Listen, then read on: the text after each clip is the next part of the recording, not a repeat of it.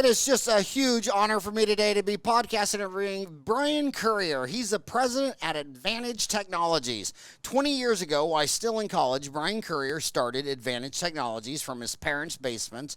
From those humble beginnings, he's now grown his company to 85-plus employees and over 800 customers that Advantage Technologies serves daily. The company has been recognized in multiple trade journals and publications as one of the leading IT firms in the country and has been in Inc. magazine's 5,000 fastest-growing companies in America for several years. Through growth has been abundant for Bryan's company, he remains passionate about supporting dental entrepreneurs achieve their dreams of running a successful practice and helping improve the lives of their patients. He offers a no-nonsense approach when speaking about various topics, including technology and dentistry, cybersecurity, ransomware, IT, cloud computing, and general business topics at national, state, and regional dental study clubs. By the way, this dude spoke to several thousand people at Microsoft's Inspire meeting with Bill Gates and Steve Ballmer in the room. So you guys got a big treat on your hands today. While Bryan has presented at national events as large as Chicago Midwinter, he still loves to get in a room with 20 dentists to talk about ways they can grow their business. When he's not running a successful company or speaking, Bryan enjoys spending time with his extraordinary wife, which he claims he admittedly married up, his amazing 4 children. We both got that in common. We both have 4 children and 5 backyard chickens. I want to hear more about the backyard chickens because my oldest son, Eric, just built a chicken coop in his backyard in Beeville, Texas, and thinks it's the bomb. I'm like, okay, I'm missing. I guess it's a love of dinosaurs. You guys just love dinosaurs. An avid aviator, Bryan and his wife are both pilots and take any opportunity possible to travel across the U.S. and explore new places. Advantage Technologies provides complete managed IT solutions to over 800 clients in 8 states. They manage the hardware, the software, the networking, security, and all aspects of client IT, allowing them to focus on their business. They deliver hassle-free IT, on and on and on. I could talk about them for a long time, but I want to start with the first thing that I don't get. You know, all these podcasts are really just selfish ways for I can go to a lecture and just answer my questions. I hate going to a dental lecture and they talk about everything that I already know or don't care about, and that's why I love podcasting, because I get to ask all the questions. And what I don't understand is, take someone like McDonald's. They got 38,000 locations, and each one of those locations has their server and their internet and the manager, as if he doesn't have enough to worry about. He's installing software and security and this and that, and you just sit there and think, why isn't that just a cloud deal? But then I think about Americans. Americans are very different than a lot of other people. They started with their own horse, their own car. They don't want to ride a rail. And I almost think that it's a tribal American thing. Like, I want my own farm. I want to be independent. I'm not going to have my server sitting in your house. I mean, why would I want my dental office at Bryan's house? I want it on my house. Or is it that cloud's bleeding edge, but not leading edge? I mean, in dentistry, I use Open Dental, but there's some cloud software platforms out there. So answer the first question. Why hasn't the obvious fast food franchises, why aren't they all have dummy clone terminals over the cloud? So, first of all, I think the whole concept of cloud, the challenge we have with this, there's a misconception. There's a complete wrong definition that's primarily pushed by people marketing as to what the cloud is. So you hear the phrase, I took my practice and I went to the cloud. No, you didn't. You may have taken your practice management to the cloud. You may have taken your imaging to the cloud. You may have taken your phone system to the cloud, or your HR to the cloud, or your web server, your email server. The thing that people don't understand is that the cloud is modular. It is not an all or nothing proposition. It's marketed as an all or nothing proposition, but it's not. So the reason that we've not seen, let's go with the McDonald's example for example, with McDonald's and other franchises like that, the reason they still have a lot of those things in-house is because of speed and efficiency. If it's local, it runs very fast. It's very accessible. It's reliable, and it doesn't take a whole lot to maintain it. The second reason is because it interfaces with other things. Now, it's been a long, long time since I've worked at McDonald's. I did, but fortunately not any time recently for me. But I would guess at this point that they have the same challenges that we do in dentistry, which is how do you interface a cone beam, which takes tremendous amounts of bandwidth in order for it to run properly? How do you interface that over a $99 a month Comcast connection that you're happy if it just stays up all the time, right? So there are things in dentistry specifically that work very well in the cloud. So for example, there are some things where we do not allow our clients, they have to use cloud-based technologies. Here's an example of something that migrated from everything was on-premise to now we don't even allow it. Patient education. Do you remember when Casey used to be on DVD way back when? And then what happened? Then we had Casey Edge servers. And then you know what happened? YouTube happened. And so from there, the Edge servers migrated to the cloud because it made sense. It was easier to update. It had a lower cost. It was accessible all the time. And the beauty of it was, if it went down for a day and a half, it's not the end of the world. You can live without Casey, right? There are some things that we tell our clients. Email servers are a great example. When I first, 2020 is my 20th year working in IT and dentistry. And when we first started, if you had an email server for your practice, it was in your office. We didn't have things like Gmail and Office 365, Microsoft 365. We didn't have these things. And so you had one in your office. Well, we've now flipped to the point now where we tell our clients, if you insist, and there are some still out there who insist on having their own email server in their practice, if you insist on doing that, we're not your guys. Because from my perspective, the security risk of having that sitting right there, right next to your practice management server, or in some cases on the same server, that's too much of a risk. And I'm not willing to put my cyber liability insurance. That's right. Your email. For your email. That's right. So we don't let people, for example, host their website in their office. You can pay GoDaddy or somebody like that to host your website. So the Cloud Is Modular practice management software, the way that and this is what a lot of people talk about in dentistry when they're talking about going to the cloud. The discussion that we train our consultants to have with our clients is, all right, what's the benefit and what's the risk? What's the return? So I do a talk on this, and I'll give you two quick examples, right? The first example is a multi-site oral surgery practice that has 5 locations throughout Chicago. Does it make sense for them to go to the cloud? Well, what are the benefits? Well, they get a centralized patient database because they have patients going from one location to another to another. They want all of that data accessible from every location. So that's a plus to having some sort of, whether it's public cloud or whether private cloud, that makes sense. Do they have any technical challenges that would be presented by it? Yeah, they have cone beams at each location, and those cone beams don't work well over the cloud. So how do we overcome that? Well, your patient records will all sync, but the cone beams will stay at the location they were taken. So you walk through this process. And for an oral surgeon where they've got people working in multiple locations, they've got images going back and forth and patients going back and forth, it makes sense. Now let's take your single location, 2-doctor, 15 people on staff, single location GP practice. Does it make sense for them to go to the cloud? It may. Maybe they really like Dentrix Ascend versus Dentrix. That's up to them. What are the pros and cons? Well, the pros are you can access it from anywhere, though you can do that with Open Dental and just about anything at this point if you do it properly. The pros are you don't have to have a server in your practice, maybe. So there's that. The cons are you lose custody of your data. You still have responsibility for your data, but you no longer have custody for it. So we talk to people about, all right, if you're going to use a cloud-based system, that's great if it makes sense for you. And it may even help lower some of your costs. But what's the contingency plan if that cloud provider goes down?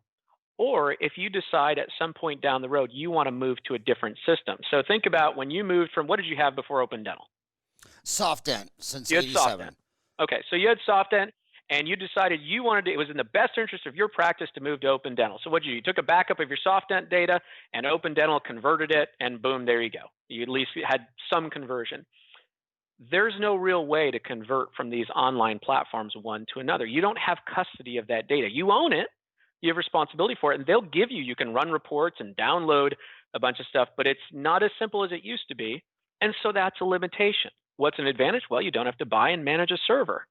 And so the reason that we've not seen cloud adoption in dentistry is not because I don't think the dentists are afraid of it. I don't think they're being scared into it or away from it. I think people, when they start looking at it objectively, it makes sense for some people. But if you've got, let's say, a practice like yours where you're doing intraoral imaging, intraoral radiography, as well as photography, you're doing, extraoral, maybe you're interfacing with some sort of CAD CAM or a CT, the cloud by its very nature can be limiting to some of these ancillary technologies because they require so much bandwidth. And you're now trying to squeeze all of this through an internet pipe from Comcast. So it's not necessarily as versatile as having everything in-house. It can make sense in a lot of applications, and in others it doesn't. The big misconception is that it's an all or nothing solution. We have a lot of clients that are going to Weave for their phone system. Weave is a cloud-based phone system. The only thing that's in your office is a desk phone that plugs into the internet. Totally okay with that. I think it's a great idea, and it's a fit for a lot of practices. Software, apps, systems, it's exactly the same way. They have to be looked at one by one. The problem is it's mismarketed as, oh, I went to the cloud, so now everything's wonderful. And that's just not realistic. I want to ask you some questions, and you tell me true or false, not true, but on Dental Town, which I've been on Dental Town probably 4 hours a day, 7 days a week since 1999. A lot of dentists believe that their IT guy told them that they come into the office and say, well, one of your problems is that you've been just adding computers yourself from Best Buy, and you have all this bizarre equipment. This one's got a bunch of RAM and is a Pentium 5, and this one's a 286. And so some people say that the problem is the hardware doesn't even go together, and that that all the computers should be the same or whatever. That's what a lot of people believe. Is that true or false, or what are your thoughts there? You laughed at the Intel 286. Well, you were dating yourself terribly. I mean, 286. 286 came out. I think I was in third grade, so I'm just throwing that out there. That was my first office computer that I ran SoftEd on, the Intel 286. But I got to tell you the funny story. That was actually not true that I had a 286, because you know what the guy said to me? And the guy who sold this to me is a friend of mine. He's Gary Susi. He sells lasers out of Nebraska. But anyway, when he was helping me buy, he says, "Hey," he said, "Tell you what, the 286 this price, but they just came out with a 386. 386. It's so much bigger. I swear, Howard. If you go with the 386, you'll never need another computer the rest of your life. That's how big and strong that bad boy is. That bad boy didn't even. I mean, my gosh. But anyway. But should all my computers be the same? So here's our recommendation on that: is all things being equal, yes, sure, it makes sense. Where people they take this too far is you'll go in and you'll have a computer that's 18 months old. Like, this happens all the time. We'll go into a practice to help them out, and they've got 15 computers or 10 computers. 3 of them are 9 months old, right? And the other 7 are from 3 years ago. And we see a lot of IT companies like, you need 10 new computers. No, you don't. You need 7. Now, all things being equal, if they're really close and a couple of them are right, yeah, of course, it's nice to have them all be the same, because you will have a lower total cost of ownership. If they're all the same, if we diagnose a problem on one, it typically applies to all. So when you can standardize and keep them the same, it allows it to be more economical and more reliable. But that's never carte blanche for being able to come in and say, well, these 18-month-old machines need to go. Our general rule is the lifespan of IT equipment in a dental practice realistically is about 4 years. That's a good solid number for how long they should last. The computer. The computer. At a workstation. Yep. 4 years. A workstation. 4 years. Wow. Yep. That's a good round number for it. Some people will come in and they're like, no, you need to replace them every 24 months. That's absolutely ridiculous. And some people will say, well, it's 5 or 6 years. Well, you're stretching, you're just asking for problems, and you're not going to be keeping up with current security and technology. But 4 years is a good round number. So if you've got a bunch of computers that are 2 years old, would I replace them? No. If you've got a bunch that are 3 years and 6 months old, yeah, it's probably time to start thinking about a plan. Do they all have to be the same? No.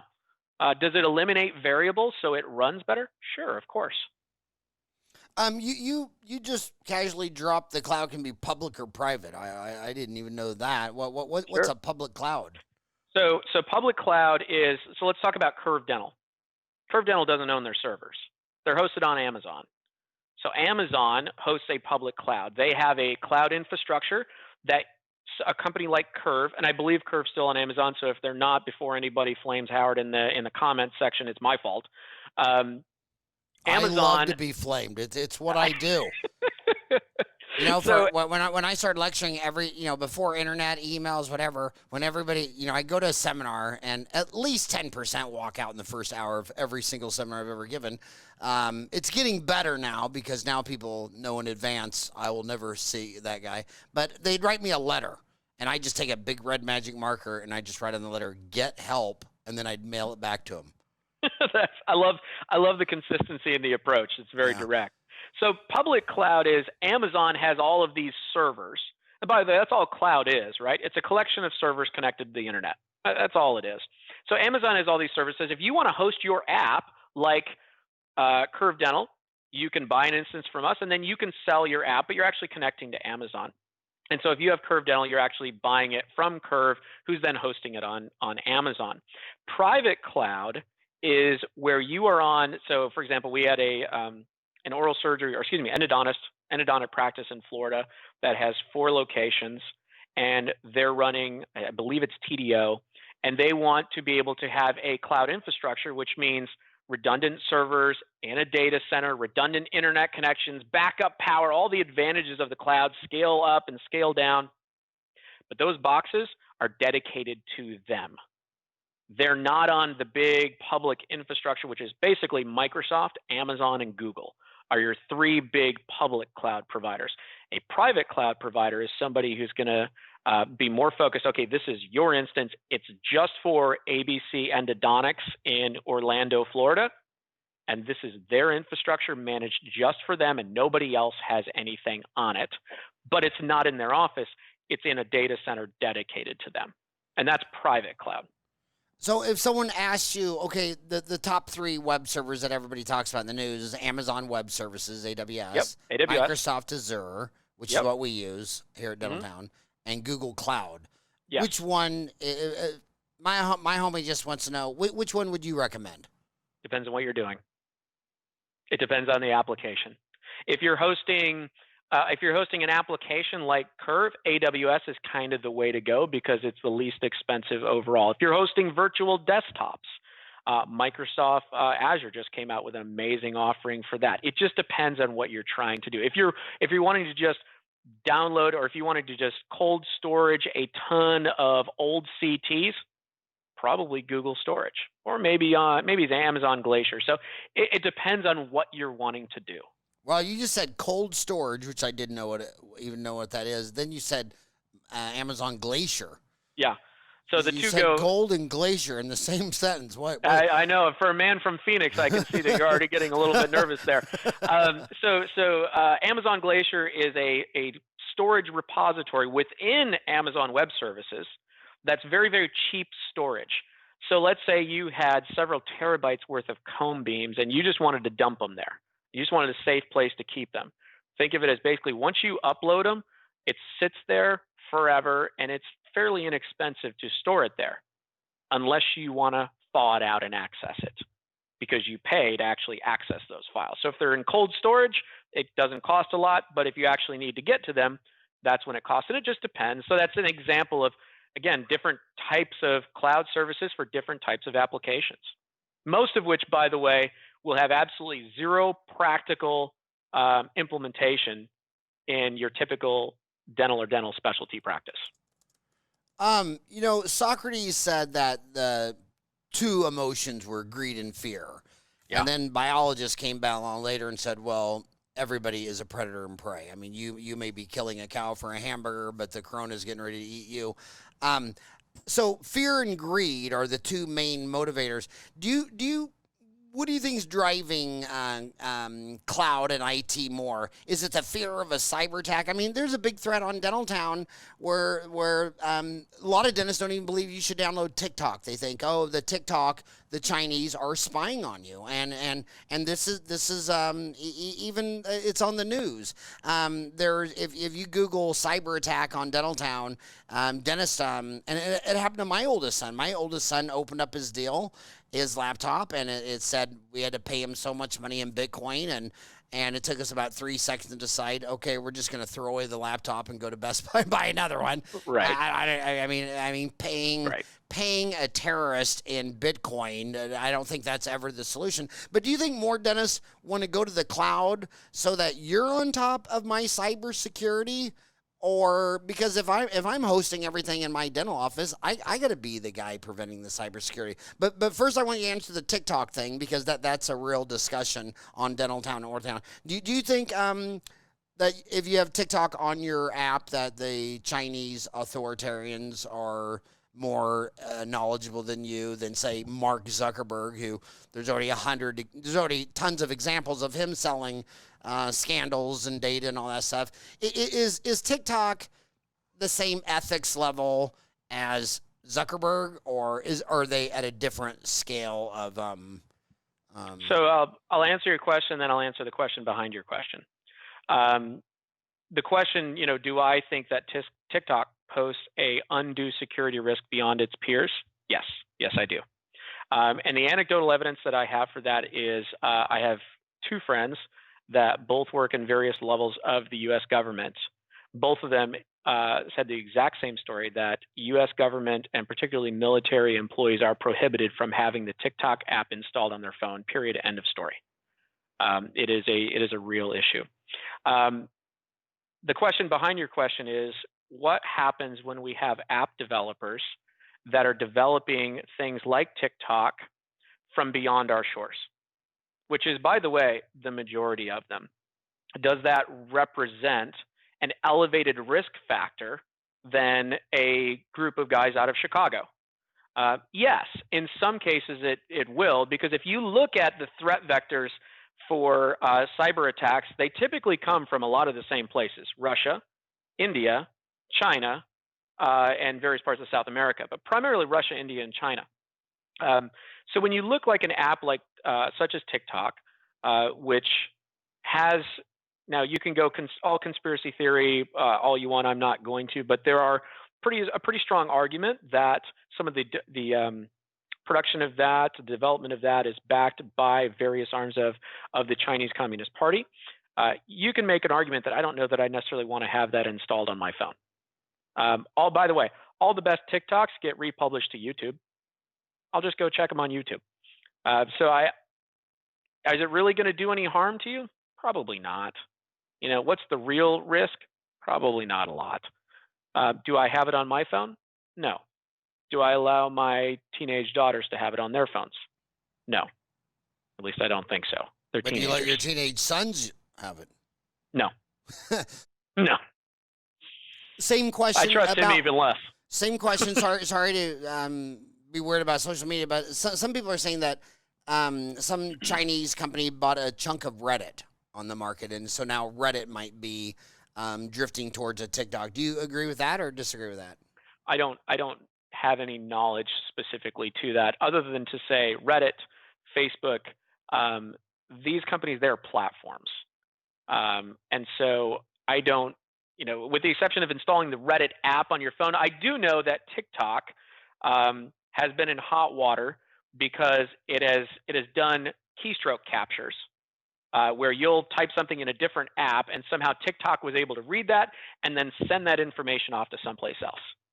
Okay, so I do know TikTok got into hot water. I have no evidence that Facebook, Instagram, Snapchat, or Reddit, or anybody else has had that level of exposure. Perhaps they've not been subject to the same level of scrutiny. I can't speak to that. But I will say...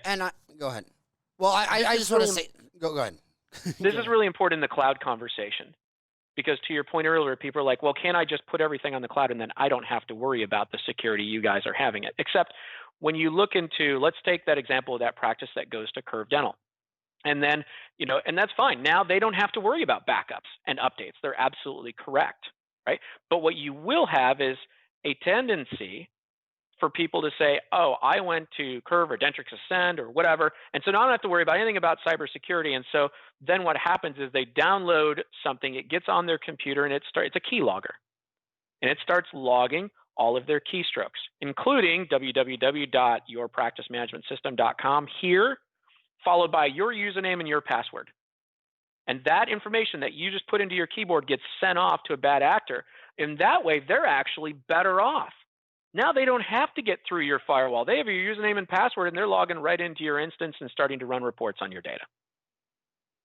So it's going to the cloud is not an excuse to still not take cybersecurity seriously. It's one component. Okay, your practice management is not in the cloud. That means we don't necessarily have to worry about the day-to-day management of a server. If we can eliminate everything else, great. That could work. But it is not I put it this way, it may increase convenience, but it cannot be an excuse to abdicate responsibility. And part of the problem is it's sold sometimes as though it is. Okay, so just to follow up on the TikTok thing, there's also that other Huawei. Huawei. What? Say it again. Huawei. Yeah. How do you spell Huawei? HAWAUII or something like that. HA. Yeah, it's basically it's the Chinese equivalent of Cisco.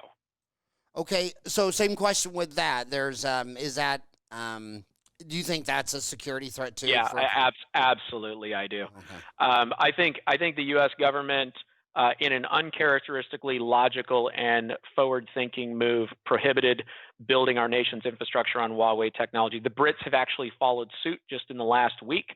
I think you'll see more of that spread across Western Europe. I do think that, look, people like Huawei for one reason primarily as compared to like a Cisco, and that's because it's cheap. Price matters. Yeah. Sure. That is an incredibly close spelling name to Hawaii. Huawei. And I probably butchered it. Well, I am. You should never, ever, ever talk about religion, sex, or politics. So let me just start with politics. Yeah, and absolutely. say that to the young kids. I'm 58, so I grew up and lived through the Cold War with Russia. And we won the Cold War. We were focused. It takes a long time. We won the Cold War. The Berlin Wall fell down, perestroika, all that stuff. And now we have another one with China. And we'll get through this, but it's going to be as long as the Cold War with Russia. And so we'll get through this. And it's not because that's what I hope, that's what I want. People always forget that, you don't know any murderers. I mean, do you know anybody who's a murderer? Do you know anybody who's done all these horrendous crimes you hear about?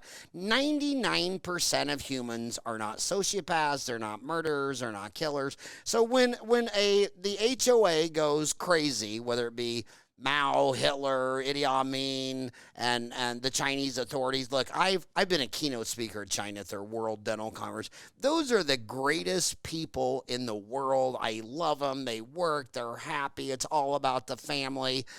But they'll pull you aside in several countries I've been in and say, yeah, they scare me, this and that. So if 99% of the people really wanted to eat cats and dogs every day for dinner and lunch, we'd be doing it. But that's outrageous because 99% of the people don't want to do that. 99% of the people don't believe in all this bad stuff, but media can make you think that an entire country's bad.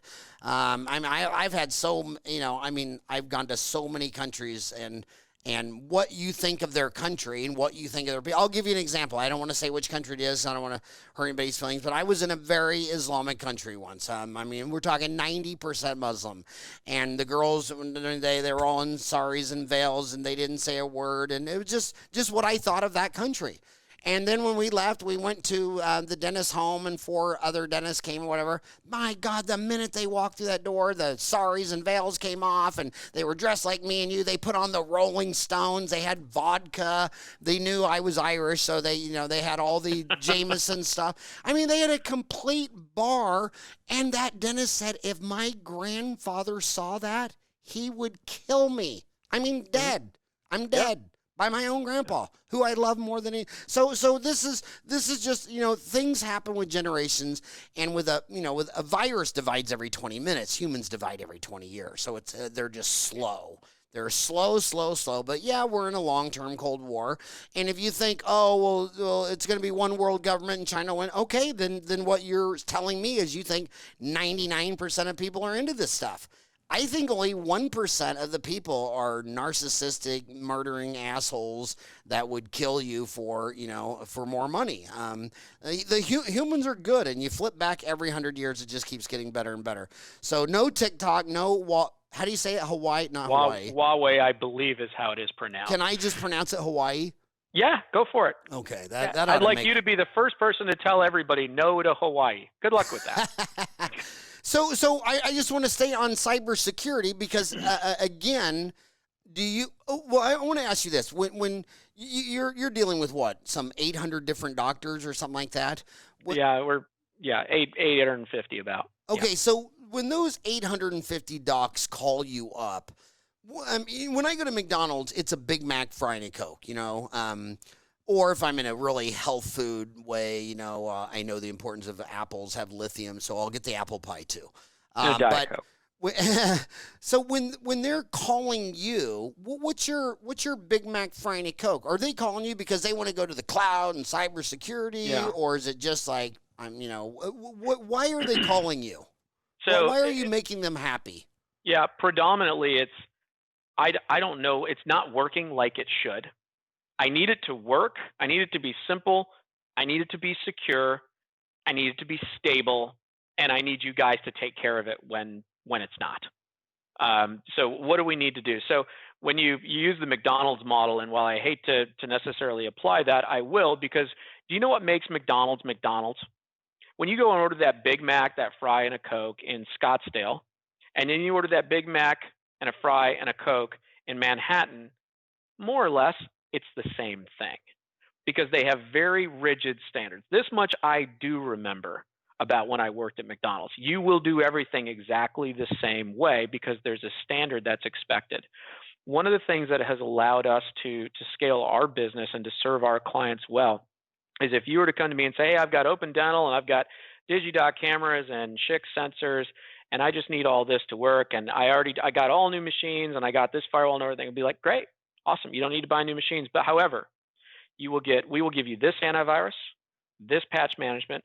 We will put in our own secure Wi-Fi system, our own firewall system, our own switches, and our own backup. And we don't even charge you for them. It's part of, if you're going to be a client of ours, you will have this stuff. Our organization owns over 1,000 firewalls because we have every single one of them is at every single one of our clients set up to talk to us, to make us aware of things. And this is where things get crazy for IT companies is they'll go in and they'll just put in, or they'll work with whatever to a degree. And again, I'm not the guy who's saying you need to buy all new computers. I think that's foolish. But you will have my firewall, and you will have my switch, and you will have my Wi-Fi system because it's going to work. It's going to be secure. It's going to make sure that your system's stable. When you open Dental, it's going to open. And if somebody on your staff goes to this website where you could potentially download some ransomware, the firewall is going to stop them. And if somebody comes into your office and they're a bad actor that's sitting in your parking lot and wants to get on your Wi-Fi, they're not going to get through the system we put in place. So there's very specific things that we do to standardize every one of them. But it really comes down to those 4 words. They want it simple. Look, I want it to be like a handpiece. I reach for it, it works. I want to take an x-ray, it should work. They want it to be secure.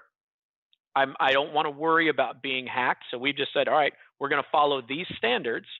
And to date, we've not had any of those incidents, and we're going on year 20. Doesn't mean it can't happen to us. Well, we take a layered approach to protect them, and we're very intentional about it. They want it to be stable. So we use good, solid equipment, and you need to make sure that it's backed up with, local support, somebody who can actually help you. And if somebody needs to come into the office, they've got somebody there. They're not sending some contractor from God knows where with who knows what background. That's really important. But those are kind of the four things that we get called about. Make it simple, make it secure, make it stable, and who do I call when I need support? That is kind of the claim to fame. You know why my office manager is actually in the hospital right now for third-degree fire burns? She touched the firewall. There's so many things that I could say, but I don't know you that well, right? That's just,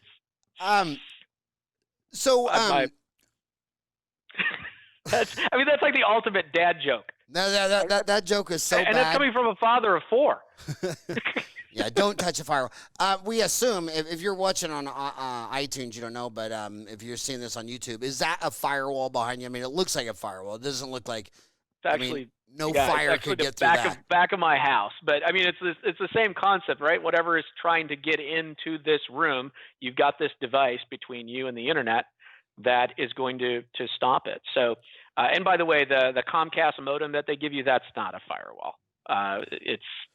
They call it that, but it's not. To the younger kids that just got out of school, so when you go to a seminar and the guy is talking about doing posterior composites all day long, and all day long he only mentions one company. Okay, there's a reason for that, people. I mean, I've always said that I wish the lectures were like NASCAR. If they walked out there and it just put covered the labels on the sponsors with Dentsply and Ivoclar, you know who we're talking about. So, kids, when I ask these adults who have owned a business for 20 years a lot of questions, a lot of times they can't answer the question. That's called channel conflict because he doesn't want to piss off half his customers. So I'm going to ask him a question he can't answer, but we'll see what he says.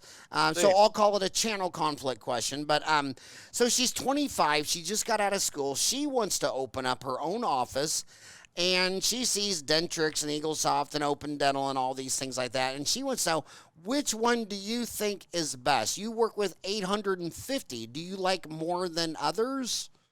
Or can you not say Dentrix sucks online? I can say whatever I want. Here's what I would say. It's going to have much more to do with the things that you're plugging into that system. Dentrix doesn't suck. Eaglesoft doesn't suck. Open Dental doesn't suck. But each of them have different things, different strengths and weaknesses that they're better at. And I will tell you this, if you're coming out of school and you're looking at buying a practice or starting a practice, first people you should ask is not me, it's your staff. What do they know? What do they like? What are they comfortable with if you're taking over an existing practice? And the second thing is, what technology are you going to be using? And how well does it integrate? There's nothing worse than when you go into an office and let's say you really, really love Carestream sensors, right? And so, but you like some weird practice management that nobody's heard of, right? And so what happens is you open your practice management system, and then you open your sensors, and you want to show a bite wing, and then you want to show a patient a pan, but because these two softwares don't integrate, you're having to switch back and forth between this one shows the bite wing and this one shows the pan. That's what you want to avoid more than anything. Pay attention to the integration for the things that you like. You like Carestream sensors or you like Dexis sensors? What do you like? How do you like the feel of that? Look at how it integrates. The software themselves, it is a lot of personal preference. There's really none that I can think of where they're bad enough where I'm going to come out on your podcast and say, don't buy this. So much of it has so much more to do with how it's set up, how it's managed, and what all you're plugging into it. You will get into much more trouble going through Chicago Midwinter, and you'll see and I'm making up numbers here. So you'll see a Dexis sensor for $5,000 and a Carestream sensor for $5,000. And then you walk by this little booth with some people that just got off a plane from somewhere on the other side of the world that have sensors that look an awful lot like them for $950. $995 show special. That's where you're going to get into trouble. Because those sensors, when we go to plug them in and make them work, the drivers are going to come up and it's all going to be in Chinese or Korean. And we're going to have no idea. And then we'll call their support number and nobody's going to answer. And that's where you get into trouble.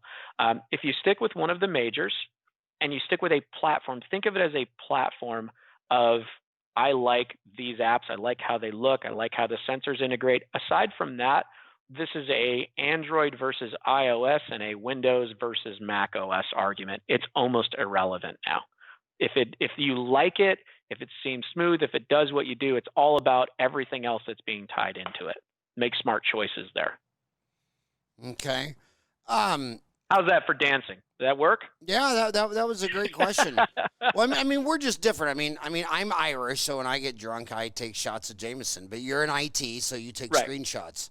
Right. How bad was that, Kyle? Was that? That was a granddad joke. That was a granddad joke. that was at the whole new level.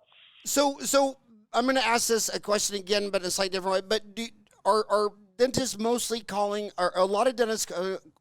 What percent of dentists are calling you out of fear, cybersecurity, that versus a better, faster, easier functioning dental business? The greed of a better business versus the fear of I'm going to get attacked. I would call it 70-30, still more on the side of functionality, because that's what they see every day, and that's what I encourage. I tell people all the time, look, if you're doing something because you're afraid, you don't have enough information. You need to learn some more about it.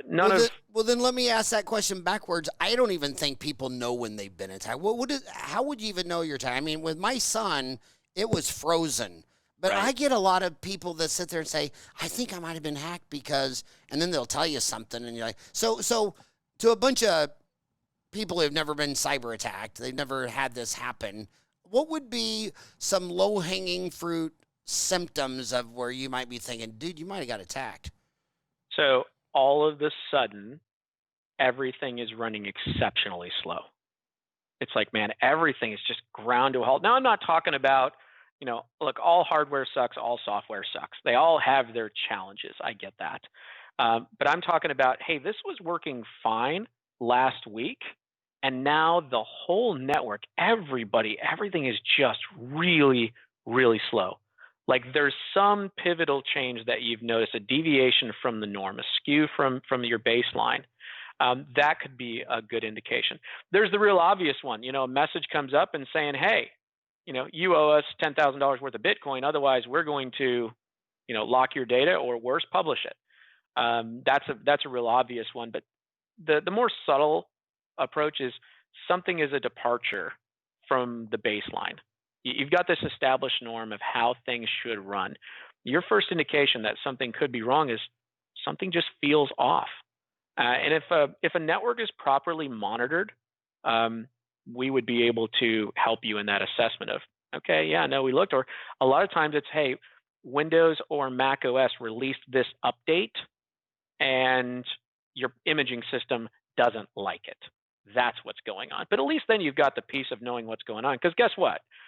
If it's something like that, you're not going to be the only one.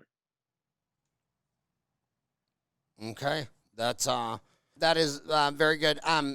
Another thing they're asking all the time on Dental Town, what's some low-hanging fruit rates to not open up an attachment? I mean, sometimes you get an attachment, and I'm in my office, okay, we have 50 employees, and a lot of times emails are flying around says, is this safe to open? And they're pointing it. So what should my homie be looking at to think I shouldn't open that attachment? So the number one giveaway is when you look at the sender. So this actually happened. Somebody spoofed my email address and was sending emails to certain employees, people on our team, and it was coming from Bryan Currier, and my name was spelled correctly. But then if you look every email client, after their name, it has in parentheses the email address that it's coming from. Nobody looks at that. They just look at the name because we're all too busy. So if anything appears amiss in any way, go up to that header and look at that name. And if you can't see the email address, double click on it in Outlook or Gmail or whatever, and it'll tell you. They can spoof my name, but they can't really easily spoof my email address. And what you'll find is they'll come at bc47362@gmail.com, but it'll say Bryan Currier. So first thing I would say is slow down and just take a quick look. And the second thing is look for any, not necessarily misspellings, although they're certainly there, but grammatical errors. Most of the threat vectors for these cyber attacks are international. And so there are just little nuances in their use of the English language that can be a little giveaway. So, for example, yours faithfully. Nobody in the U.S. says yours faithfully. At least nobody I know. Certainly nobody from Nashville. Nobody signs off yours faithfully. Or greetings of the day. Greetings of the day, typically, I believe, is something that means it's coming from India. As I recall, that's a phrase that I believe he told me that's where it's used. So you can see little grammatical things that are little heads up. But here's the general rule that I tell people that's foolproof. If you're not absolutely sure, don't open it. And if you can't verify it with a phone call, it's not that urgent.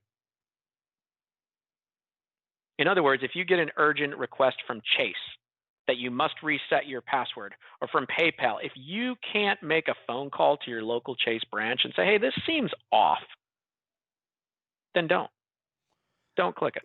Okay, so I recommend Open Dental. I do. Mm-hmm. And by the way, when I say this, guys, my team will tell you, I mean, when you look at Dental Town magazine, do you know how many dental advertisers will never, ever buy an ad in Dental Town magazine for the rest of their life because of something Howard said in the last 30 years lecturing about their company? And I absolutely don't care, because my main thing is I'm talking to you like we're both drunk in a fishing boat, and I'm telling you the truth. I'm not going to sugarcoat it. In a fishing boat, so I'm not going to sugarcoat it. In fact, I've always thought it was a badge of honor that 10% of the people walk out of every seminar I give. And the biggest badge is that 2 states, Rhode Island and Missouri, actually passed a statute in their dental society that I can never come back. I mean, they had to legally block me out. And I don't care about Karen McSpiracy and all upset or whatever, because when you're talking to me, I expect you to tell me what you really believe. Yeah. And if I can't handle it, that's all me. I at least want to know what you really, really thought. But she's also listening right now, and she's saying, okay, well, I'm a typical Midwestern. I'm a farmer. I want to do it all myself. I want my own server. I want my own software. I want to do it all myself, and I don't need you because I'm a dentist. I'm a doctor of everything. I don't need an IT guy. What firewall software would you recommend? I get a Sonic Wall. A Sonic Wall? Uh-huh. Is that software? Is that a device, or what? It's a device. If it's software, it's a joke. You need an actual physical device. I'm perfectly okay with that. I mean, yeah, you're right. You're a dentist. Go for it. I don't know how much your time is worth, but if you want to learn how to deploy and manage a Sonic Wall and secure wireless networks and a BDR platform for Datto or somebody like that, go for it. Here's what everybody wants me to ask you. They want me to ask you, what's different in your job dealing with 850 dental offices post-pandemic versus pre-pandemic? We, as dentists, we all know what happened to us. Yeah. How did your world change? Well, what has been the biggest thing? So Advantage Tech has basically 2 groups of people. We have all of our field engineers and consultants that work with all of our clients in the 8 states we serve, right? That's about half of our team. The other half of our team all work at our office in Chesterfield, Michigan. And that's our frontline support. So when you call in, hey, we can't take an x-ray in Op2, somebody from Michigan remotes in, they take care of it. If they can't fix it, they'll dispatch a guy from Tampa who lives in Tampa, right? One of our guys there. The challenge for us was there were almost 50 people in this building. And as you recall, the state of Michigan was one of the ones that was hit the hardest, the earliest. And we had to very quickly pivot to, while you guys were all closed, for that 6-week window, depending on state, we had to figure out, okay, when they come back, they're going to come back with a vengeance, and the workload on our support floor is going to be higher than it's ever been, and we can't all be in the same room. And so fortunately for us, as we've grown, we were running out of space in our building. And so we were actually already putting in place a plan to, instead of having 50 people in a room, have them all work from home in various areas near where our clients are, using technologies like Microsoft Teams and whatnot. We had actually developed that plan last year, and we were about to start testing it in Q1 of this year. And then when it hit, it's like, Okay, so we're going to go ahead and roll with this, and we literally sent everybody home. The good news is we watch our metrics for support and whatnot very closely, and so for the people listening to the podcast who are Advantage Tech clients, when you're calling in just like you always have and talking to Ryan or one of our engineers, they're now all working from home and have been, and it's actually going to be a fundamental business shift for us, where most of these people, we're actually going to have them more distributed and working from home, because then if we need to send somebody into your office, they can just dispatch themselves and walk into your office themselves. So that has been the biggest shift for us. Is we had 50 people in a building, and all of a sudden it was illegal for us to have all those people in that building. And to this day, it's still illegal in the state of Michigan to do that. And even when we do have a small crew there, there's all sorts of temperature checks and very similar things to what you do. So that was the first thing that we needed to kind of react to. And fortunately for us, we had been wanting to move in that direction anyway, because it would serve our clients better. The second thing we had to address was, we have all these field engineers who all they do is go into dental offices all day long and help work on technology. And just like your staff was nervous about this, so was mine. They had very real concerns about this. And so, we're sensitive. Things like cross-contamination. How do we work well with the protocols that our clients have in place, and how do we work well within that framework so that we're an asset to them, that we're not tripping them up, and educating our team about, okay, this is why this is super important. We actually had our live events coordinator, who we were talking about, Laura, earlier. She used to be an office manager at one of our clients in Wisconsin. And so she put together a video of, okay, all right, everybody, this is, dental 101 in terms of cross-contamination and PPE and things like that. Our field engineers had to learn some of those same things. So it's a very different world for us as well. But we were talking before the broadcast started. I love the entrepreneurial side of dentistry. Man, everything I do is wanting to help the entrepreneurial dentist win. And so we looked at our team. We're like, listen, these practices are under pressure right now, like they haven't been before. It is time for us to step up like we never have before. What can we do to take one more thing off their plate so they can really focus on serving their patients well, leading their team well, marketing their practice well? In order for that to happen, their technology just has to work. It needs to work consistently. They need to not have to worry about security. Guys, we've got to be on our A game.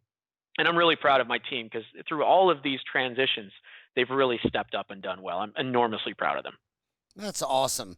When I know DSOs are the most controversial thing in dentistry, but so is Delta Dental and insurance and capitation. Sure. And everything's got their 15 minutes of most controversy. But one of the things I like about the DSOs is that they hire the kids out of school. And I'm the bad guy. I mean, I have 2 dental schools in my backyard, and when they call and say, I graduate next May, can I have a job for you?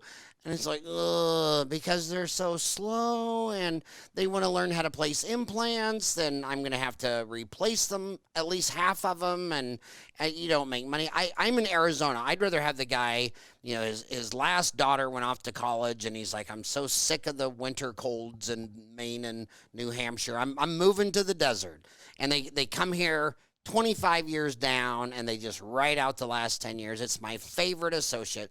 But I love the DSOs because they take them straight out of school. When I was little, the only person to do that was the Army, Navy, Air Force, Marines, Public Health Dentistry, Indian Public Health Service. But, no one wants a newborn baby that just walked out of dental kindergarten school. So the DSOs take them, and I love them for it. But the other thing is, my gosh, somebody like, Bob Fontana is running 1,000 offices, or Rick Workman 1,000 Heartland Dentals, or Steve Thorne, I think he's up to 800. They got to know something more than the guy who just runs one. So my question to you very specifically is, what are DSO, what's the modus operandi for what you do for the big boys, DSOs, people that own 5 to 500 offices versus the owner-operated independent practitioner, which I think I know my homies, and that's where they'll want to end up, because when they go work for the DSOs, they change jobs every year. So if the DSO can't keep you for 5 years, how does your math mind work that 2 million dentists around the world are all want to be an employee somewhere? I don't see any data. In fact, what I do, and when the DSOs tell me how they're logarithmically going to keep growing, I keep telling them, well, there's only so many dentists, and there's only 6,000 graduates a year, and they never stay with you more than 5. So 6,000 times 5, you got about 30,000 dentists to work with, because I already know the older dentists and I know the past. Look at Orthodontic Centers of America. It made it to the New York Stock Exchange, $1 billion evaluation, and it crashed because no orthodontist wanted to work for Orthodontic Centers of America. Dentists are a hard group to please. They got 8 years of college. They think they know everything. They're not. I mean, if you logged on Dental Town today, you couldn't get 2 dentists to agree that today is Tuesday. So it's just the nature of a doctor, independent owner operator. I get all that. They get it all. Everybody gets that. But what I wanted to look for is, what are they doing differently with what you do versus my average independent owner operator? So there's 2 sides to this, right? There's what they're doing differently, broadly, what they're doing differently in terms of IT versus the typical owner operator who's not using somebody like us. So one of the things that we do, you heard me speak earlier, that every single client of ours has a high-level firewall, has a managed switch, has all of these things. That is straight out of the scalability playbook. I didn't steal it from DSOs, but I'll tell you who I did steal it from is Southwest Airlines. Now, Southwest Airlines, I had the opportunity to meet Gary Kelly and several years ago. And one of the things that I learned about Southwest Airlines that I loved is he said, you can go anywhere you want to go on Southwest Airlines, on any airplane you want, as long as it is a Boeing 737. And one of the things that DSOs do, and the reason they do that is because every pilot can fly either seat. Every flight attendant knows where everything goes. Every line guy, every mechanic, the guy cleaning the lab between flights, they're all the same. And standardization is a big, big deal with DSOs. It's their biggest efficiency, and it's also their Achilles heel. I love the idea of standardization when it comes to technology, and I want to speak directly to the dentists that are questioning in their mind: do I want to be a business owner? Do I want to be an entrepreneur, or do I want to do that? Just go the employee route. When it comes to the technology, we standardize everything because then I get predictability, I get scalability, I get economies of scale. I'm buying, firewall renewals of about 1,200 of them at a time. I'm buying them cheaper than anybody and I keep buying more and more of them, and I pass that along to our clients. So we get kind of the benefit of that DSO model when it comes to technology. I standardize on exactly we're eliminating variables, right? Think of the kid pouring salt on the fries at McDonald's. Literally, they teach you to do it in an M. I still remember that from when I was 14 years old, because the way they have that shaker set, if you do it in an M, you get the exact right amount of salt to get really good fries, right? We do the same thing with technology. It allows to scale. It's predictable. It's secure. We know exactly what we're going to get. But here's the thing: that very same scalability can also be a detriment to a practice.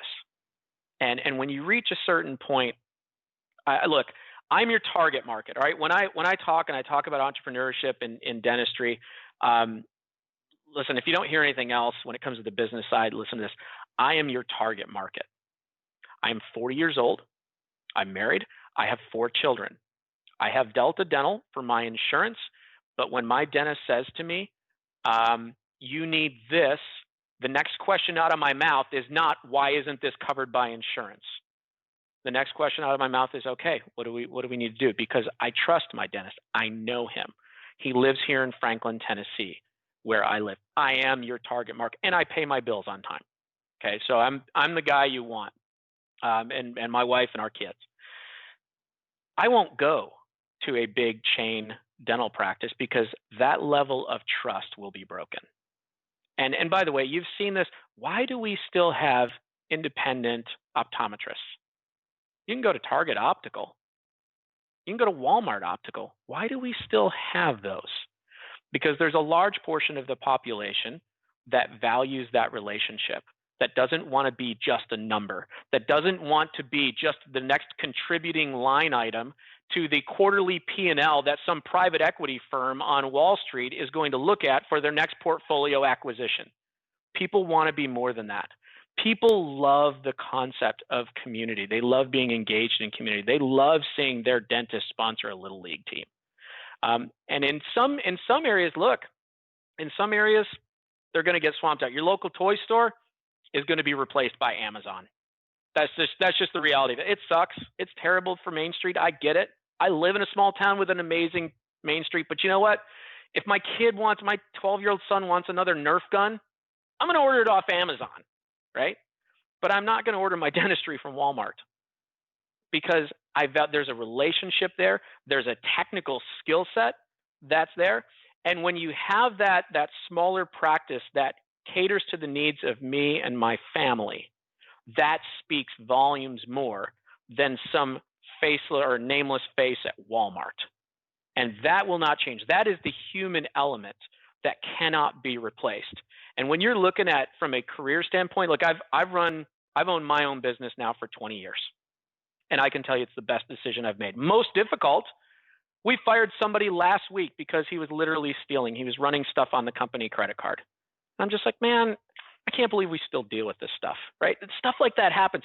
You're gonna find that like freaking pandemic hits, right? And you got to close the practice for 6 weeks. I get it. I would say after 20 years in dentistry, some of my best friends and worst enemies are all doctors. I totally get it. And I've talked with a couple of these guys, and they were just stressed to the max, just like the rest of us. But they were going to lead their team through this well. You have an incredible opportunity as an entrepreneur to build a team, to lead a team, to serve a community, to take the mixture of art and science and creativity and entrepreneurship and wrap that all in together for this thing that is called your practice, something that you own. And that cannot be replaced. The value of that is just so, so great. And doctor, I know you know what I'm talking about because you run your own practice. There is an element of just pride and accomplishment that you will have in building your own practice. Do not be afraid to take that jump. It's so, so worth it. The communities that you live in, they need you. They need a doctor. They need a dentist. They need an orthodontist that actually cares about that community more than they care about making the next metrics for whoever from Wall Street is looking at the reports. Don't hesitate to jump. The work you do, it matters. Building that business, it matters. Providing something amazing for your team, that is work that matters. The impact on your community, it matters. And at the end of your career, you will have something that has value that you can transition to the next guy who's ultimately going to come in and say, hey, man, you can build something that matters. You can continue to build on this legacy. Or, a gal coming out of college that's just going to be amazing work. And then you're transitioning into a legacy play. There's really, really cool things that go along with owning a business that can never be realized when you're working for a large multi-state corporation backed by some private equity firm. That's not a bash on DSOs. I actually like working with smaller DSOs where the doctors own the DSO. I have no use for the big corporate entities, but that's because I'm an entrepreneur and I like people who are entrepreneurs. So I don't know if that answers your question or not, but end of rant either way. That was a nice rant, man. That was a poetic rant. That was a really good rant. By the way, the kids, learning how to talk to people is the biggest skill set that you're going to need. So Sure. He just asked that question, because a lot of patients say, you say, well, I need to see you for a cleaning every 3 months to prevent this periodontal disease because we don't have a cure for it, but we can prevent it. And they say, well, the insurance will only pay every 3 months. I mean, they'll only pay twice a year. They won't pay 4 times a year. I said, I know. And when I got done having 4 kids, I went in for a vasectomy, but my insurance would only pay for a castration. So that's when I had to decide, do I want to cut my nuts off or just pay out of pocket? And it comes back to my idol. My favorite economists have always been Milton Friedman and Thomas Sowell. And they have brainwashed me since college. And by the way, Thomas Sowell just turned 91 years old last week. But the both of these guys always said that there's only 4 ways to spend money. You spend your own money on yourself. That's the lowest cost, best decision, best purchase. Next down is you spend your own money on someone else. Think about that. If I want to buy myself a Christmas present, I'm going to buy myself something nicer than if I have to buy one for you. So you spend your own money on yourself. That's the best. You spend your own money on someone else. It's not so good. But the whole government is spending someone else's money on someone else. At that point, they don't even care. So you spend your own money on yourself. Number 2, you spend your own money on someone else. Go down to number 3, you spend someone else's money on yourself. And then the worst way is to spend someone else's money on yourself. So look at dental insurance. The employer's paying for it, and they're paying for your. So we're taking someone else's money at your employer to pay for your dental insurance. And then you want to know why they didn't do this or why they didn't do that. I mean, when people start telling me about all this stuff, I'm like, well, first of all, because they're always going to complain about their last dentist. I said, okay, are we talking about your last dentist's teeth? Or are we talking about your teeth? Okay, how come every time we talk about your teeth, you want to talk about the insurance company's thoughts about your teeth and the last dentist's thoughts about your teeth? Why don't we just talk about your freaking teeth? And when they tell me, and here's another way: when humans think that you're selling them, they don't want to get taken, so they repel. So how do I not sell? This is Mr. Dentistry Uncensored. I say, look, buddy, you got a cavity. Right now, it's a $250 filling. Okay. According to the chart, you haven't been in 4 years, okay? So when you walk out that door, the number one predictor of your future behaviors or past behaviors, go ahead, walk out the door. You're not going to be back 4 years, okay? So either give me $250 today and I'll do the filling, or walk out that door. And if you walk out that door, you're not going to last 4 years, and it's going to grow into the nerve and go from a $250 filling to a $2,500 crown, root canal build-up and crown. And you don't have the $250 today. So how are you going to have $2,500 in 4 years? So you won't have it. So you'll still give me $250, but we're going to pull it. I get paid $250 either way. I don't give a shit what you do. Give me $250 now. You keep the tooth with a filling. Walk out that door. I still get $250, but I'm going to keep the tooth. I don't care. Decide whatever you want to do. Tell Jan, and then I walk out of the room. So by the way, so now they're like pulling me back. Oh, I'm not selling. I don't even care. That conversation that you just had right there, that perfectly shows the value of what I was talking about, having an entrepreneurial practice where you have a relationship with your patients and a reputation in the community. The guy working for Walmart Dentistry will never have that conversation. True. You can't. And I'm across the street from the Guadalupe Indian Reservation. So it's like 5,000 Guadalupe Indians and about 25,000, they call them illegal aliens from Mexico. And the reason they're illegal is because when we stole their country, they're no longer citizens, okay? They forgot that. We stole it, so that's why they're not legal. And that's a joke, by the way. So, but you know how many times in 25 years I walked out there? And, whenever some boy from Guadalupe, he always says, oh, I want you to come out and see my new ride. And I go out there and I look at it, and it's some purple lowrider. It's $25,000. It's the coolest freaking car you've ever seen. And then I put my arm around him and I said, I know why you got this. You don't love the car. You love the fact that Maria loves the car. But if every Maria that's ever walked in here, I said, do you want your man to have a really hot car or really hot dental benefits? She always picks the dental benefits. So the $25,000 you have wrapped up in a lowrider, you could have gone to DeVry and gone from, hammer and nails to high tech. So sell that car. If you really want Maria, sell that car and get dental benefits. Because Maria only wants, when Maria says, I want a man with benefits, she's talking about dental benefits, okay? But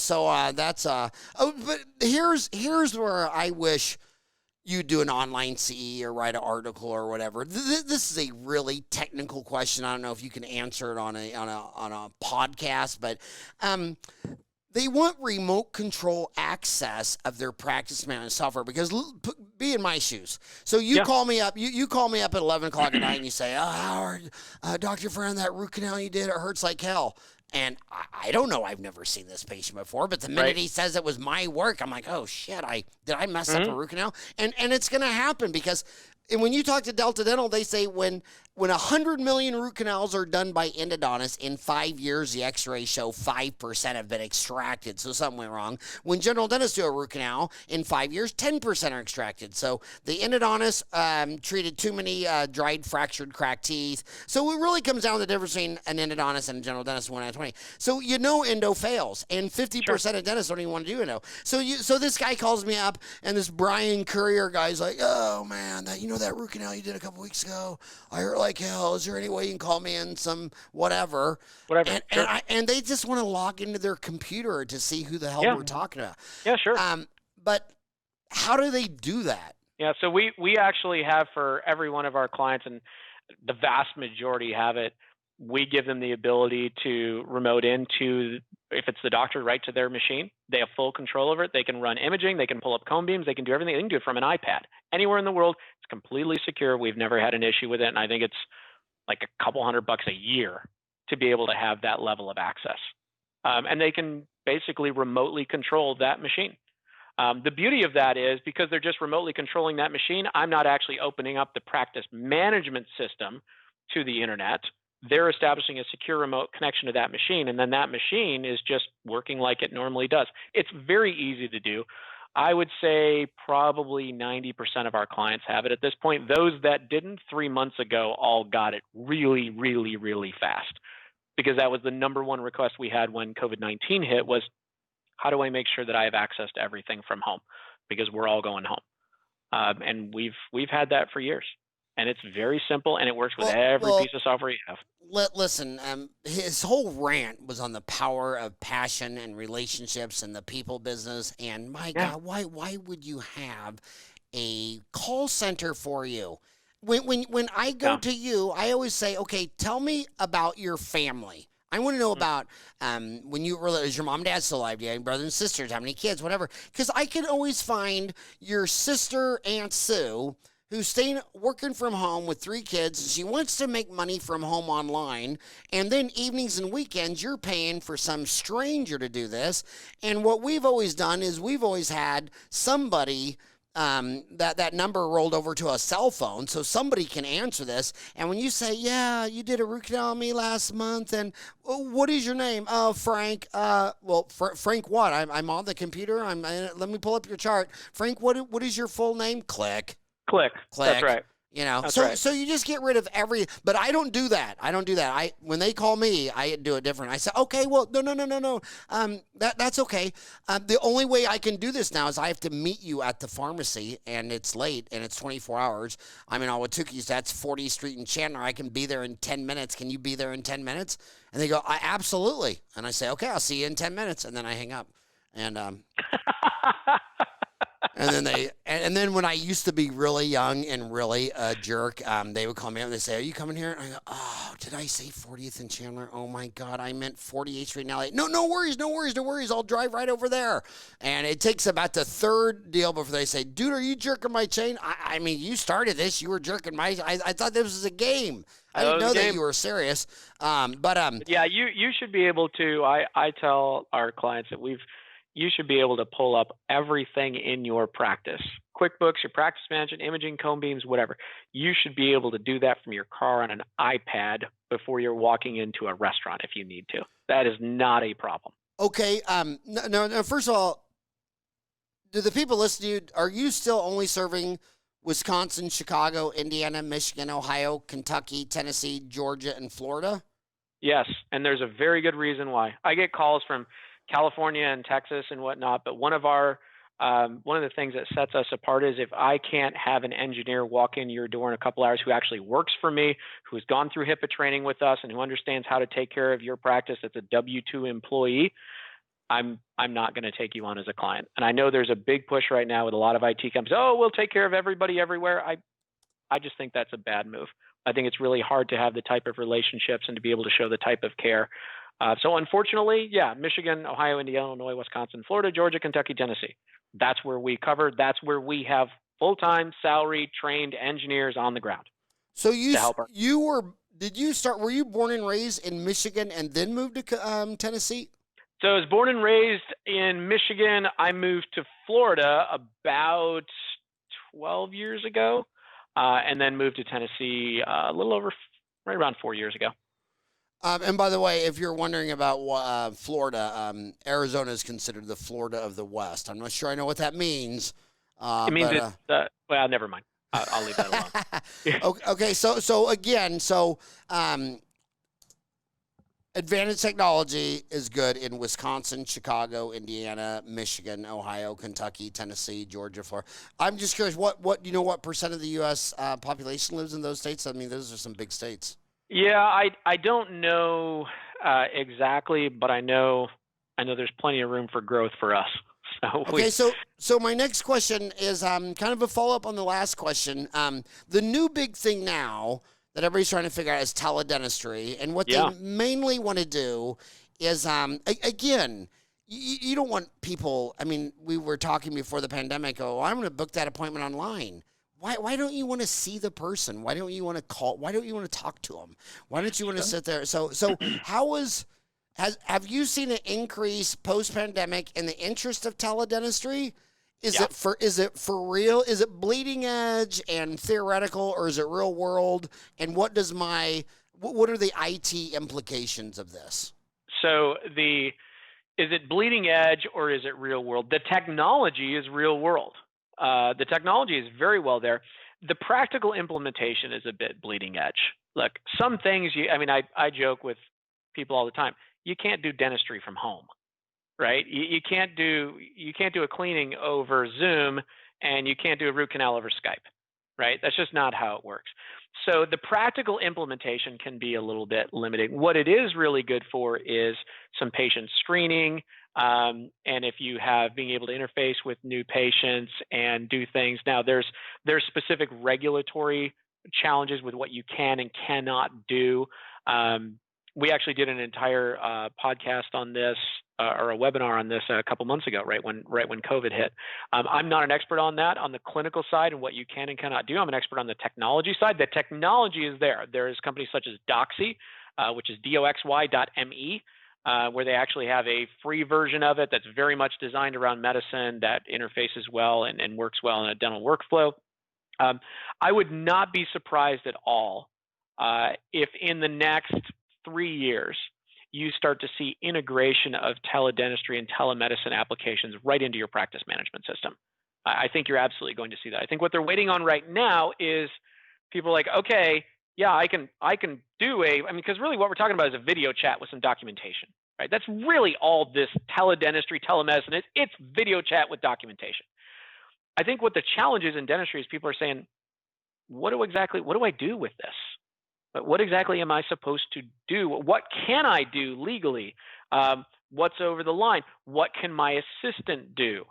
They can't suggest a diagnosis without certain, there's all sorts of considerations. So I think we're going to see guidance come out with respect to what we can do. And when people see, hey, I can do these things remotely, wonderful. Then I think you'll see more teledentistry come out.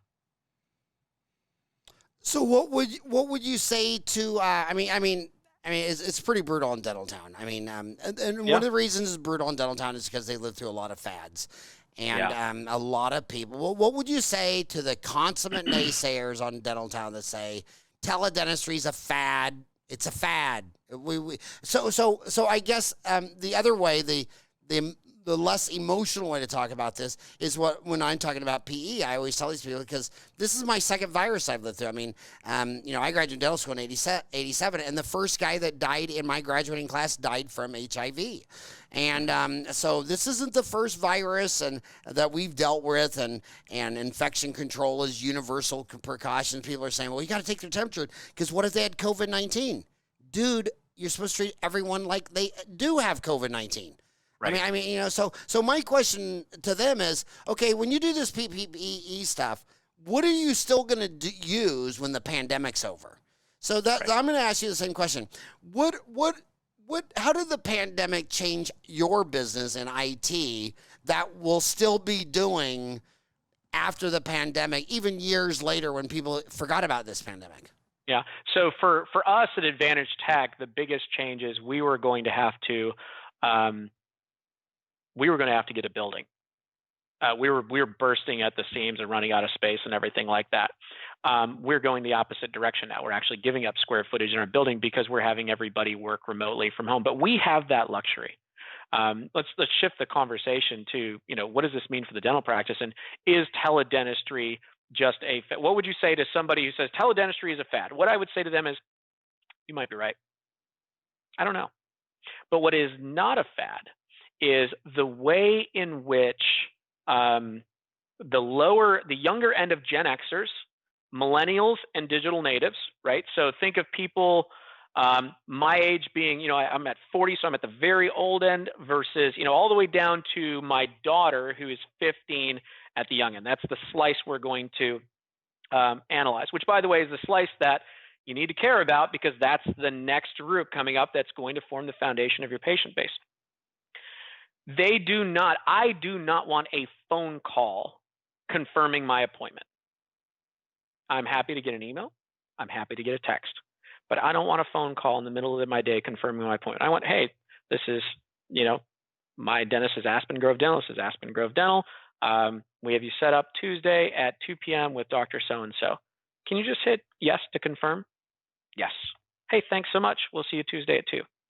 That is what this generation wants and expects. Why? Because we're all busy. We're all inundated with all sorts of communication. We now have these freaking devices that go with us everywhere we go, and we're getting constant. I mean, I have 12 texts. I have 12 texts and 26 emails. I've been on the phone with you an hour and 31 minutes and 48 seconds. We went over an hour? Oh, yeah, we're way over an hour. That ship has sailed. Where's my bouncer? So I think you have to look at, what is this next generation? What do they want their experience with you to be? They want that out-of-office communication to be, smooth and to fit their lifestyle. Things like forms. You want to piss off a millennial? Stick them in a waiting room to wait for the doctor because he or she is super important. Hand them a clipboard with a bunch of forms. Because you know what they're thinking? I could have filled these out on my iPad or my computer last night. Why am I still having to do this? What is this, 1984? Is Newsweek even still published? I didn't know they still had magazines. That whole paradigm of sitting in the waiting room, filling out forms. Now, forget about COVID, right? Because that shifted that dynamic. Anyway, your client base, your patient base, they don't want to do that. They want it to be efficient. They want it to be warm, inviting. They want it to have a solid technological base where they feel like they're getting the latest and greatest of practical application of technology. And they want it to be a good experience. Sitting in a waiting room, filling out forms, and getting a phone call from somebody who you can hear it in their voices just doing recall calls all day long, it's not going to resonate well with them. So I think what COVID has kind of accelerated is that trend towards, okay, how do we connect with people where they're at, whether it be texting, online forms, eliminating that waiting room experience, and introducing more efficiency. And okay, we're going to take you straight back to your room. We're going to work with you. Now, it's not always going to be like it is now. There's obviously just a lot of tension going on right now, but I think some of those things will survive COVID in terms of texting and online forms and things like that. And I think they need to. That appeals to the younger generation. One of the other stressful things for the younger generation is when you go around the world, the biggest variables of your life are going to be determined at time and geographical orientation of birth. And distance. I mean, if I was born in 1962 in Wichita, Kansas, so I'm an Irish guy, Christian, blah blah blah blah. If I'd have been born in Medina, I'd be Muslim. I'd be eating different foods, different gods, different religion. Everything is so determined. So that's why one of the biggest variables for occupation is family. I mean, if you grow up and your dad is a goat herder, and so is your grandpa and your great grandfather, and the only options you really have is this whole goat herd could be yours someday. You become a goat herder. So when I go around the world, a quarter of every dental school I've ever been in, dentists in the family. So she's 25. She always wanted to be a dentist like her mom. She's backing her mom, and they are just technologically two worlds apart. Her mom doesn't even know what TikTok is. Yeah. And she's looking at her mom who still has a pencil sharpener, and so I guess this is the question I'm asked. When she's 25 and she goes back and she's now in her mom's, 30-year-old office and stuff.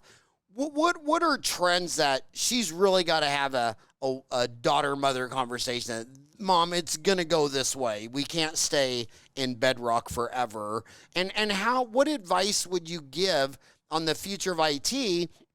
I mean, you're young and you're trying to tell your dad why you need to go digital x-rays and computers and whatever. And he's old school. He don't want to spend money. And I get it, man. I mean, I have always been cash is king. I'd rather, when people tell me what stock am I buying now, I don't know. I just like putting cash in my savings account. I'd rather just have a lot of cash than a lot of casino gambling. So here's the question. Where are the future technology trends going, and what advice would you have for 25-year-old to get 55-year-old mother to see the future trend of this technology curve? Where's it going to be when her daughter gets out of dental school and now she's the old grandma? Yeah. So I actually do a talk called The Future of Technology in Dentistry, which is really what we're asking about, is where is all this headed? And there's a couple of key things that I think you're really going to see. One is the introduction of artificial intelligence into the clinical side of dentistry. So for those of you that are using systems where you can, like a caries detection system, right? Logicon or something like that, that's been around for many years, right? This is essentially rudimentary AI. It's a logarithmic approach. It's an algorithm that looks at the shades of gray on a radiograph and determines with predictability based on an algorithm built for smart bombs by Lockheed Martin, what is the percentage chance that there's caries to certain levels all the way into the dentin. That is rudimentary AI. You're going to see an expansion of that over the next 10 years, where artificial intelligence, there are unknowns right now, where it's like, we'll put a watch on that. We'll revisit that in 6 months. You're going to see additional tools that are going to come to market based on AI as compute ability, computational ability of computers is just exploding. You're going to see more of those tools on the clinical side. You will also see AI-based tools on the business side. So for example, a rudimentary example of this right now is when you see on your practice management system and it says, hey, these patients have unused benefits for the rest of this year, you may want to give them recall, or these treatment plans that is basically very, very rudimentary AI, right? And what we're going to see is an explosion of AI where it's going to give you more nuanced data and more insight into the clinical and the business side of the practice. And then you combine that with the third element, which is what I would call natural language interface. Think Siri, Google Assistant. There's a video that I show in my talk where the Google Assistant makes a phone call to a hairdresser or a hair salon, makes an appointment. Google this if you haven't. I'll send you the link. It's incredible. They set up an appointment. They put it in their calendar. They're talking with a human being on the other end, and the human being on the other end never knows that they were actually talking with a machine. It's absolutely remarkable and really somewhat terrifying, all at the same time. But you will see this combination of artificial intelligence and natural language interface come into your practice. And what I would say to the 25-year-old is, hey, be aware that your mom has seen things like this come along, which ultimately turned out to be an unsupported fad and cost the practice not only dollars, but patient goodwill as well. So understand they have this experience, right, with some of these technologies that were just a disaster. And what I would say to the 50-year-old is understand that history is littered with people who refuse to take an objective look and an opportunistic look at embracing new technologies and change, and they were left behind. And between the two of you, come together to do some trials and evaluate and try some things out and see what of these technologies work well for you, for the unique culture that you have in your practice and this practice that you're building together. That's the best shot they have at really adopting some of these emerging technologies well. You know, that was great. I don't want to talk about this too much because I'll give myself a heart attack, but I I can't stand the government. That's obvious. I mean, I think that when I'm really surprised by that. I know when people say, well, how could the government fix that? It's like the government is the problem. The problem is you keep thinking it's a solution, but take taxes. Okay, April 15th, here's your government. Hey, it's tax day. You owe me taxes. Mr. Government, how much I owe you? I have no idea, but if you pay the wrong amount, we're going to kidnap you and put you in a cage. What the hell? And so, I mean, I would think that, if you and I owned the IRS, we would say, we would tell you the amount you owed. We wouldn't put on you. So one of the reasons I switched to Open Dental is because when Intuit, which owns QuickBooks and TurboTax, they're starting to get serious about small business entrepreneurs. And my dream was, well, if Open Dental's open and it merged with QuickBooks and TurboTax, and then AI comes along, they could be doing all that stuff. But right now, Open Dental, so the dentist has to be a schizophrenic, bipolar psycho because he's got all of his patient information in a practice management software, then all of his accounting information in QuickBooks, and they don't talk to each other. So is the solution for now like these dashboards that you're always hearing about, or is the solution to get serious? And if Open Dental doesn't want to do cloud hosting, and if they can't make a phone call to Intuit, if they can't do it, can a third party person just say, okay, I'm going to take Open Dental, I'm going to take QuickBooks, I'm going to take TurboTax, and I'm going to put this on one platform? Because I know my homies, she wants to go to a root canal course this weekend. Half of them won't do a molar root canal, and 80% won't pay a needle. They don't want to learn TurboTax and QuickBooks and all that crap. They're dentists, they're not accountants. And you know how you can tell the difference in basically an accountant is someone who didn't even have enough personality to go to dental school. So would you be going for the total fix, or do you like some of these dashboards that pull numbers from 5 different places? I would love, and I will tell you, we see the same thing on the IT side.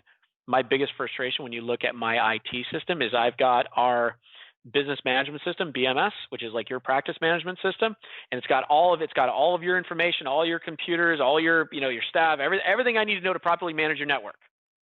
And then I have QuickBooks, and it pisses me off to no end. I mean, I lose sleep over it because it feels like one of them never quite lines up with the other, and who do I believe?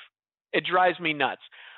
So I would, in a perfect world, I would love to see somebody like an Open Dental or an EagleSoft or a SoftDent or whoever, I don't care. I would love to see them build in the accounting system right into the practice management system. And here's why I say that versus the APIs and integration, because those things break all the time, right?